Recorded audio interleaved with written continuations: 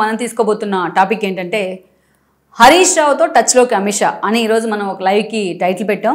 అదేవిధంగా మామ అల్లులు సవాల్ అంటూ కూడా ఒక టైటిల్ పెట్టడం జరిగింది. ఈ స్థాయిలో హరీష్ రావు గురించి చర్చ జరుగుతోంది తెలంగాణ రాజకీయాల్లో. ఒకవైపు రేవంత్ రెడ్డికి రాహుల్ గాంధీ అపాయింట్మెంట్ ఇవ్వలేదు, ముఖ్యమంత్రి మార్పు తథ్యమని కాంగ్రెస్లో విదిన్ ద కాంగ్రెస్లో ప్రచారం జరుగుతూ ఉంటే, ఇంకోవైపు బీఆర్ఎస్లో కవిత సొంత కుంపటి పెట్టుకునే ప్రయత్నం చేస్తూ ఉన్నారు. ఏకంగా తన తండ్రి మీద తన అన్న మీద తిరుగుబాటు జెండా ఎగిరేసి ఈరోజు బయటికి వెళ్లే ప్రయత్నం చేస్తూ ఉన్నారు. తన ప్రయత్నాల్లో తనున్నారు. ఆమె ఎంతవరకు సక్సెస్ అవుతుందనేది తర్వాత సంగతి. కానీ బట్ తెలంగాణ రాజకీయాల్లో ఒక సంచలనానికి అయితే కేసీఆర్ బిడ్డ కవిత తెరదీయబోతూ ఉన్నారు. ఇంకోవైపు చూసినట్లయితే బీజేపీ మొన్నటి ఎంపీ ఎలక్షన్స్లో 8 సీట్లు గెలుచుకున్న అధికార పార్టీతో పాటు ఈరోజు అధ్యక్షుని కూడా నియమించుకోలేని దురావస్థలో ఉంది. ఆ పార్టీ నుంచి బయటికి రావాలా, లేకపోతే ఆ పార్టీలో ఉండి ఇలాగే సఫికేషన్ ఫీల్ అవ్వాలా అని చాలామంది నేతలు ఒక ప్రత్యామ్నాయం కోసం ఎదురు చూస్తూ ఉన్నారు. ఇంకోవైపు తమకు ఎక్కడ అవకాశం దొరుకుతుందా, ఎలాగైనా సరే తెలంగాణ రాజకీయాల్లో మళ్ళా రీవ్యాంప్ కావాలా అని కూడా టీడీపీ ఆలోచన చేస్తుంది. ఇలాంటి ఒక కీలకమైన పరిణామాలు తెలంగాణ రాజకీయాల్లో చోటు చేసుకుంటూ ఉన్నాయి. అలాంటి సమయంలో ఈరోజు బీఆర్ఎస్ కేంద్రంగా ఆ కవిత లాంటి వాళ్ళు ఆ స్థాయిలో ఒక ఇష్యూకి తెరదీస్తే, హరీష్ రావు చాలా రోజులుగా మౌనంగా ఉంటూ వస్తున్నారు. ఎక్కడా కూడా ఈ ఇష్యూని ఖండించే ప్రయత్నం చేయడం కానీ, అసలు బీఆర్ఎస్ ఏ మలుపు తిరుగుతుంది ఈ టర్న్ అని చెప్పే ప్రయత్నం చేయడం కానీ, లేకపోతే ఆ పార్టీ క్యాడర్కి కానీ ఆ పార్టీ నేతలకు ఒక ధైర్యం ఇచ్చే ప్రయత్నం కానీ హరీష్ రావు వైపు నుంచి జరగట్లేదు. ఇక్కడ ఒక ట్విస్ట్ ఏంటంటే, కవిత ఎప్పుడైతే బయటికి రాబోతున్నారు, పార్టీ పెట్టబోతున్నారనే చర్చ జరుగుతూ ఉందో, ఎట్ ద సేమ్ టైం కవిత కంటే ఎక్కువగా హరీష్ రావు ఈరోజు టార్గెట్ అవుతూ ఉన్నారు. బేసిక్గా హరీష్ రావు ఎప్పుడు కూడా సాఫ్ట్ టార్గెట్ అనే అవుతూ ఉంటారు. ఎందుకంటే తన మామ వెంట నడిచి డే 1 నుంచి కూడా ఇప్పటి వరకు తన మామ వెంటే ఉన్నారు, ఆయన కష్టాల్లో సుఖాల్లో కూడా. కానీ ప్రత్యర్థులు ఎప్పుడు కేసీఆర్ని టార్గెట్ చేయాల్సి వచ్చినప్పుడు, హరీష్ రావు మంచి వాయిస్ ఉన్న నేత కాబట్టి ఆయన టార్గెట్ చేయాల్సి వచ్చినప్పుడు హరీష్ మామకు వెన్నుపోటు పొడవడానికి రెడీగా ఉన్నారంటూ కూడా ఆయన చాలాసార్లు టార్గెట్ చేసిన సందర్భం ఉంది. ఆయన బీజేపీలోకి వెళ్తారు లేకపోతే కాంగ్రెస్లోకి వెళ్తారన్న ప్రచారం చాలా రోజులుగా జరుగుతూ కొన్ని వేల సార్లు జరుగుతూ వచ్చినా ఆయన సొంతంగా ముందుకు వచ్చి పాపం మీడియా ముందుకు ఎన్నోసార్లు ఖండించే ప్రయత్నం చేశారు. అయితే కవిత ఎపిసోడ్ తెర మీదకి వచ్చిన దగ్గర నుంచి కూడా ఇది క్రూషియల్ టైం, ఇది కరెక్ట్ టైం కాబట్టి హరీష్ రావు కూడా ఇప్పుడే ఆ పార్టీ నుంచి ఎగ్జిట్ కాబోతున్నారు అనేది అయితే చాలా కీలకంగా ప్రచారం జరుగుతోంది ఈ అంశం. అదే సమయంలో చూస్తే అమిత్ షా ఆల్రెడీ హరీష్ రావుతో టచ్లోకి వచ్చారన్న ప్రచారం కూడా చాలా సీరియస్గానే జరుగుతోంది. ఈ క్రమంలోనే హరీష్ రావు కూడా ఇన్ని రోజులుగా తనని కొన్ని సందర్భాల్లో కేసీఆర్ అనుకో హ్యూమిలేట్ చేసిన తీరు కానీ, ఒక దశలో తన మంత్రి పదవి ఇవ్వకుండా పక్కన పెట్టిన తీరు కానీ, ఇవన్నీ కూడా ఆయనకి సఫికేషన్ కలిగించే అంశాలే. ఆయన ఎక్కడ బయటపడిన పరిస్థితి లేదు. సో అందుకే ఇది హరీష్ రావు కూడా తన మామతో తేల్చుకోవాల్సిన టైం అనే చర్చ జరుగుతోంది. అందుకనే నిజంగా ఈరోజు హరీష్ రావు కూడా కవిత లాంటి వాళ్ళతో సెయిల్ అవుతారా లేదని క్వశ్చన్ పక్కన పెడితే, కవిత లాంటి వాళ్ళు పార్టీని విడదీసే ప్రయత్నం చేస్తే హరీష్ రావు కూడా ఈరోజు తన దారి తాను చూసుకునే ప్రయత్నం చేస్తున్నారనేది ఎప్పటి నుంచో జరుగుతున్న చర్చ. If it is fact are not, but Harish వర్గంలో కూడా ఇలాంటి చర్చ జరుగుతోంది. అయితే ఇదే సమయంలో ఏకంగా అమిత్ షానే హరీష్ రావుతో టచ్లోకి వచ్చారన్న ప్రచారం కూడా చాలా కీలకంగా మారబోతోంది ఈ రోజున. అయితే వీటన్నిటిని బ్రేక్ చేసే విధంగా హరీష్ రావు ఎక్కడా కూడా బయటకు వచ్చి మాట్లాడే ప్రయత్నం చేయాలి. చాలాసార్లు ఖండించినా ఇది పీక్ టైం, ఇది క్రూషియల్ టైం. ఇలాంటి ఈ పరిస్థితిలో హరీష్ రావు ఎక్కడా కూడా దీన్ని ఖండించే ప్రయత్నం చేయకపోవడం అనేక అనుమానాలకు తావిస్తూ ఉంది, అనేక రకాలుగా చర్చ జరుగుతూ ఉంది. అందుకనే మామ అల్లులు సవాలని కూడా మాకు టైటిల్ పెట్టాం. అంటే తనకు అవకాశం వస్తే హరీష్ బయటికి వెళ్ళినా కూడా ఈరోజు మనం ఆశ్చర్యపడక్కర్లేని పరిస్థితులు బీఆర్ఎస్లో ఉన్నాయి. ఈరోజు కవిత బయటికి వెళ్తే ఆవిడ వెంట ఎవరు ఉంటారు, కేసీఆర్తో ఎవరు వింటారు ఆయన మాట అనేది మనం చూస్తే, సో ఈ క్రమంలోనే పార్టీ కకావికలమయ్యే అవకాశాలు అయితే పుష్కలంగా ఉన్నాయి. కవిత స్ప్లిట్ తీసుకొచ్చే అవకాశాలు ఉన్నాయి. ఈ పరిణామాలతోనే అటు మాగంటి గోపీనాథ్ పేరు చెప్పి విదేశాల్లో ఉన్న కేటీఆర్ హడావిడిగా ఇక్కడ తిరిగి వస్తున్నారని చెప్తున్నప్పటికీ అసలు వితిన్ ద పార్టీలో ఒక బాంబు అయితే బ్లాస్ట్ కాబోతోంది కవిత రూపంలో కూడా చెప్తున్నారు. నిన్న మొన్న జాగృతి కార్యాలయం పేరుతో ఓన్గా పార్టీ ఆఫీస్ పార్టీ ఆఫీసే అది యాక్చువల్గా ఓపెన్ చేసుకుంటే ఎవరు కూడా బీఆర్ఎస్ నేతలు అటెండ్ కాని సిచ్యువేషన్ అయితే ఉంది. తన తండ్రి వైపు నుంచి కానీ, తన అన్న వైపు నుంచి కానీ, ఈవెన్ హరీష్ రావు, సంతోష్ లాంటి వాళ్ళ వైపు నుంచి కానీ, తన కుటుంబ సభ్యులు కానీ, తన హస్బెండ్ తప్ప. సో ఇక్కడే చాలా మంది క్లారిటీ వస్తుంది ఏంటంటే కవిత త్వరలోనే పార్టీని అనౌన్స్ చేయబోతున్నారు అనేది. సో అనౌన్స్ చేసినట్లయితే ఈ రోజున హరీష్ రావు నెక్స్ట్ ఏం చేయబోతున్నారు అనేది ఇక్కడ చాలా కీలకం కాబోతోంది. అయితే ఇక్కడ ఎందుకు కీలకం కాబోతుంది, హరీష్ రావు ఎందుకు సెంటర్ ఆఫ్ అట్రాక్షన్ అవుతున్నారు అంటే ఆ చరిష్మా ఉన్న నేత కాబట్టి హరీష్ రావు. అందుకే ఆయన గురించి ఇక్కడ మనం కొంత చెప్పుకోవాలి.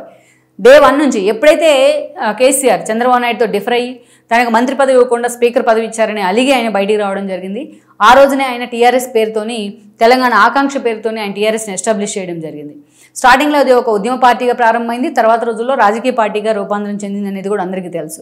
దెన్ హరీష్ రావు లాంటి వాళ్ళు కానీ, ఈటెల రాజేంద్ర లాంటి వాళ్ళు కానీ చాలామంది నేతలు ఆ రోజు కేసీఆర్ వెంట నడిచే ప్రయత్నం చేశారు, ఇతర పార్టీల నుంచి ఇంక్లూడింగ్ టీడీపీ నుంచి కూడా. సో ఆ తర్వాత మనం చూస్తే కాంగ్రెస్ టీడీపీకి వ్యతిరేక ప్రస్థానంతో స్టార్ట్ అయిందని కేసీఆర్ చెప్పుకున్నా, తన రాజకీయ అవసరాల దృష్ట్యా ఎన్నోసార్లు ఇతర పార్టీలతో పొత్తు పెట్టుకునే ప్రయత్నం కూడా చేశారు ఆయన. కాకుంటే తెలంగాణ కోసం బొంత పురుగునైనా ముద్దెట్టుకుంటానంటూ కూడా మాట్లాడేవాళ్ళు, చాలా సినిమాటిక్ డైలాగులు. కాంగ్రెస్తో పొత్తు పెట్టుకున్నారు, అండ్ దాన్ని కాంగ్రెస్తో పొత్తులు పెట్టుకోవడమే కాదు, అనేక రకాలుగా హరీష్ రావును కూడా ఆ రోజు ఏదైతే వైఎస్ఆర్ లాంటి వాళ్ళు తన పార్టీలో చేర్చుకునే ప్రయత్నం చేశారనే చర్చ కూడా మనకు తెలుసు. అలా కాంగ్రెస్తో డిఫర్ అయ్యారు. మళ్ళీ 2009లో టీడీపీతో పొత్తులు పెట్టుకుని మహాకూటమిగా ఏర్పడితే అది కూడా ఒక ఫెయిల్యూర్ ఎక్స్పెరిమెంట్గా మిగిలింది. తనకు అవకాశం వస్తే కేసీఆర్ రాజకీయ అవకాశం ఏ చిన్న అవకాశాన్ని కూడా వదలడనే పేరైతే ఆయన మీద ఉంది. సో అలా అయితే తన జర్నీలో తన మామతో పాటు ప్రారంభమైన తన జర్నీలో హరీష్ రావు కూడా చాలా కీలక భాగస్వామి అయ్యారు. హరీష్ రావు లాంటి వాళ్ళు ఎంట్రీ ఇచ్చిన క్రమంలో అసలు కవిత కానీ కేటీఆర్ కానీ ఆ పార్టీలో లేరు. తెలంగాణ ఉద్యమం పీక్లో ఉన్న సమయంలో వాళ్ళు అమెరికా నుంచి ఎంట్రీ ఇవ్వడం జరిగింది. అగైన్ 2014 ఎన్నికల్లో తెలంగాణ రాష్ట్రం సిద్ధించింది. తెలంగాణ ఇచ్చింది కాంగ్రెస్, అదేవిధంగా తెలంగాణకు సపోర్ట్ చేసింది ఆ రోజున బీజేపీ. తెలంగాణ ఆకాంక్షను బలీయంగా వినిపించింది తెలంగాణలోని సబ్బండ వర్గాలు, రోడ్డు ఎక్కి ఆ స్థాయిలో విద్యార్థులు బలిదానాలు, వీటన్నిటి ద్వారా తెలంగాణ వచ్చింది. కేసీఆర్ ఒక్కడి వల్లేగా రాలేదు, కానీ తెలంగాణ తెచ్చిన జాతి పెద్దగా ఆయన తను ఎక్స్పోజ్ చేసుకున్నారు. ఈ క్రమంలోనే హరీష్ రావు లాంటి వాళ్ళు ఆయన స్ట్రాటజీస్లో చాలా కీలక భాగస్వామి అయ్యారు. పోరాటం పేరుతో కేసీఆర్ రోడ్డు ఎక్కుతూ ఉంటే తెలంగాణ ఆకాంక్ష పేరుతో హరీష్ రావు లాంటి వాళ్ళు వెనుకుండి స్ట్రాటజీస్ వర్కౌట్ చేసేవాళ్ళు. అందుకే హరీష్ రావుకి బీఆర్ఎస్లోనే కాదు తెలంగాణ రాష్ట్ర రాజకీయాల్లో కూడా మంచి స్ట్రాటజిస్ట్గా పేరుంది, రాజకీయ వ్యూహకర్తగా హరీష్ రావుకి పేరుంది. దెన్ 14లో ఆయనకి కేసీఆర్ అధికారంలోకి వచ్చారు. దెన్ హరీష్ రావుకి మంత్రి పదవి దక్కింది. అత్యంత కీలకమైన జలవనరుల శాఖ మంత్రిగా కూడా అయ్యారు హరీష్ రావు. సో ప్రభుత్వంలో కూడా కీలకంగానే ఉండేవాళ్ళు. బట్ ఎప్పుడు కేసీఆర్ని ప్రత్యర్థులు విమర్శలు చేయాలనుకున్నా హరీష్ రావు సాఫ్ట్ టార్గెట్ అవుతూ ఉండేవాళ్ళు ఎప్పుడు కూడా. కేటీఆర్ విత్ ఇన్ ద పార్టీలో కూడా సాఫ్ట్ టార్గెట్ అవుతూ ఉండేవాళ్ళు. దెన్ 2018 ముందస్తు ఎన్నికల్లో మరోసారి కేసీఆర్ గెలవడం జరిగింది. ఈ క్రమంలో హరీష్ రావుని తన కొడుకు కోసమే హరీష్ రావుని అప్పుడు పక్కన పెట్టారని చర్చ జరిగింది. హరీష్ రావుకి స్పెషల్గా చరిష్మా అవసరం లేదు, ఆల్రెడీ ఆయన ఒక చరిష్మా ఉన్న నేత జనంలో, ఒక చరిష్మాటిక్ లీడర్, ఒక మంచి స్ట్రాటజిస్ట్, ఎప్పుడు కూడా తన నోటిని అదుపులో పెట్టుకునే మాట్లాడే ఒక నేత. సో జనంలో కూడా ఒక మంచి ఇమేజ్ ఉన్న నేత. అందుకే హరీష్ రావుని ఆ స్థాయిలో ఓన్ చేసుకోలేకపోయారు అనుకోవాలి KCR. When compared with KTR and Harish Rao తన కొడుకే ఎక్కువ అవుతారు ఆయనకి యాజ్ యూజువల్ ఎక్కడైనా సరే. సో అందుకే తన వారసుడిని తొక్కేసే ప్రయత్నం జరుగుతుందని హరీష్ రావుని పక్కన పెట్టారు. బట్ ఆ తర్వాత చూస్తే మళ్ళీ ఈటెల లాంటి ఎపిసోడ్ జరిగిన తర్వాత హరీష్ రావుని మళ్ళీ క్యాబినెట్లోకి తీసుకోవడం జరిగింది. అలా హరీష్ రావు లేకుండా కేసీఆర్ లేరు, హరీష్ రావు లేకుండానే బీఆర్ఎస్ లేదు. సో మొత్తానికైతే హరీష్ రావు ఆ స్థాయిలో అత్యంత కీలక పాత్ర అయితే పోషిస్తూ వచ్చారు. అయితే మొన్నటి ఎన్నికల్లో హరీష్ రావు కూడా ఓడిపోయారు, పార్టీ కూడా ఓడిపోయింది. కాంగ్రెస్ అధికారంలోకి వచ్చిన తర్వాత ఈరోజు ఒక మాటలో చెప్పాలంటే కేసీఆర్ పూర్తిగా డిఫెన్స్లో పడి ఫామ్ హౌస్కే పరిమితమయ్యారు. ఈవెన్ కాలు విరగొట్టుకున్నారు. ఆ తర్వాత అసెంబ్లీకి ప్రమాణ స్వీకారానికో లేకపోతే ఏ వరంగల్ లాంటి సభలకు ఒకచోట మాత్రం అప్పీర్ అయ్యారు ఆయన. ఈవెన్ ఎంపీ ఎలక్షన్స్లో ప్రచారానికి కూడా దూరంగా ఉన్నారు. అందుకే జీరోకి వెళ్ళిపోయింది టీఆర్ఎస్. సో ఇలాంటి పరిస్థితుల్లో పూర్తి స్థాయిలో ఆ రోజు ఎప్పుడైతే కేసీఆర్ తన పార్టీని టీఆర్ఎస్ నుంచి బీఆర్ఎస్గా మార్చారో అప్పుడే హరీష్ రావు ఆ పార్టీ నుంచి బయటకు వెళ్ళబోతున్నారు, బీజేపీలోకి వెళ్ళబోతున్నారు చర్చ కూడా జరిగింది. ఎస్పెషల్లీ మొన్నటి ఎన్నికల ముందు కవిత మీద లిక్కర్ మాఫియా ఆరోపణలు వచ్చి ఆమె సౌత్ కింగ్ పిన్గా ఎస్టాబ్లిష్ అయిన క్రమంలో ఈడీ నుంచి సిబిఐ నుంచి అప్పుడే హరీష్ రావు లాంటి వాళ్ళు పార్టీ నుంచి ఎగ్జిట్ అవుతున్నారనే చర్చ చాలా కీలకంగా జరిగిన హరీష్ దాన్ని ఖండిస్తూ వచ్చారు. మొన్నటి ఎన్నికల్లో బీఆర్ఎస్ ఓడిపోయిన కేసీఆర్ అండ్ హరీష్ రావు, కేటీఆర్ ముగ్గురు కూడా గెలవడం జరిగింది. ఈరోజు అటు అసెంబ్లీలో పూర్తి స్థాయిలో ఒక మౌత్ పీస్ అయ్యారు హరీష్ రావు ఈరోజు పార్టీకి. తన మామ పూర్తిగా ఫామ్ హౌస్కే పరిమితం అవుతే హరీష్ పూర్తి స్థాయిలో ఈరోజు బీఆర్ఎస్ గొంతుగ్గా మారారు. కేవలం కేటీఆర్ లాంటి వాళ్ళు ట్విట్టర్ వేదికగా మాత్రమే పరిమితం అవుతున్నారు. ఇక ఎప్పటి నుంచి ఒక చర్చ, ఎప్పుడైతే హరీష్ రావుని టార్గెట్ చేద్దాం అనుకుని బీజేపీ అయినా కాంగ్రెస్ అయినా అనుకున్న ప్రతిసారి హరీష్ రావు తమను టార్గెట్ చేసిన ప్రతిసారి ఆయన మరో షిండే కాబోతున్నారు బీఆర్ఎస్లో అన్న చర్చ ఎప్పుడు కూడా తెర మీదకి తీసుకొచ్చేవాళ్ళు. ఈవెన్ బండి సంజయ్ దగ్గర నుంచి రేవంత్ రెడ్డి దాకా చాలామంది హరీష్ రావుని మరో షిండే అంటూ కూడా హేళన చేసిన సందర్భాలు ఉన్నాయి. కానీ హరీష్ రావు పాపం ఎప్పటికప్పుడు తను బీజేపీలోకి వెళ్తా అనే ప్రచారాన్ని ఖండిస్తూనే వచ్చినారు. ఇటీవలే ఒక 10 days బ్యాక్ కూడా ఆయన ఖండించారు.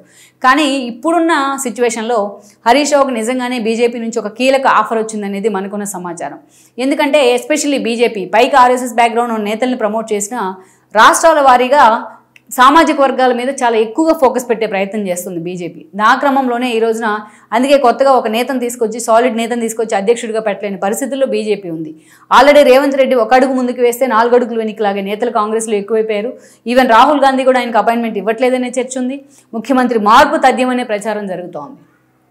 ఇక ఇలాంటి ఇక కవిత బీఆర్ఎస్ ను చీల్చే ప్రయత్నం చేస్తూ ఉంది. ఇలాంటి పరిణామాలు జరిగితే తెలంగాణలో రాజకీయాల్లో ఒక కీలకమైన మలుపు, కీలక స్టెప్ తీసుకునే అవకాశం ఉంది. తమకు రాజకీయంగా ఏ చిన్న అవకాశం దొరికినా దాన్ని పూర్తి స్థాయిలో వాడుకునేందుకు బీజేపీ అగ్రనేతలు ఎప్పుడూ సిద్ధంగా ఉంటారు. అది అనేక రాష్ట్రాల్లో ప్రూవ్ అయింది కూడా. అందుకే ఈరోజు రేవంత్ రెడ్డి ఆల్రెడీ అధికారంలో ఉన్నారు, సీఎంగా ఉన్నారు. కాబట్టి ఈరోజు బీఆర్ఎస్ మీద ఫోకస్ పెడతామే బీజేపీకి ఈజీ. ఎందుకంటే ఎంపీ ఎలక్షన్ ముందు మెజారిటీ బీఆర్ఎస్ నేతలు బీజేపీ బాట పట్టి ఎంపీలుగా పోటీ చేసి కొంతమంది ఎలక్ట్ అయిన సందర్భం కూడా ఉంది.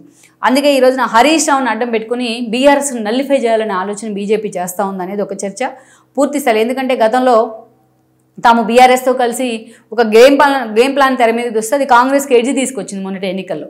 అందుకే ఈసారి అలా కాకుండా చాలా సీరియస్గా హరీష్ రావు లాంటి నేతను తమ పార్టీలోకి తీసుకుని ఆయన పార్టీ అధ్యక్షుడిని చేసినట్లయితే చాలా కీలక పరిణామాలు రాష్ట్రంలో జరిగే అవకాశం ఉంటుంది. అప్పుడు Revanth Reddy versus BJP versus Congress అనే ఈక్వేషన్ మాత్రమే ఉంటుంది. హరీష్ రావు లాంటి నేత ఈ పార్టీ నుంచి ఎగ్జిట్ అయిపోతే మెజారిటీ నేతలు ఎమ్మెల్యేలు హరీష్ రావు వెంట వెళ్ళే అవకాశాలు అయితే పుష్కలంగా ఉంటాయి.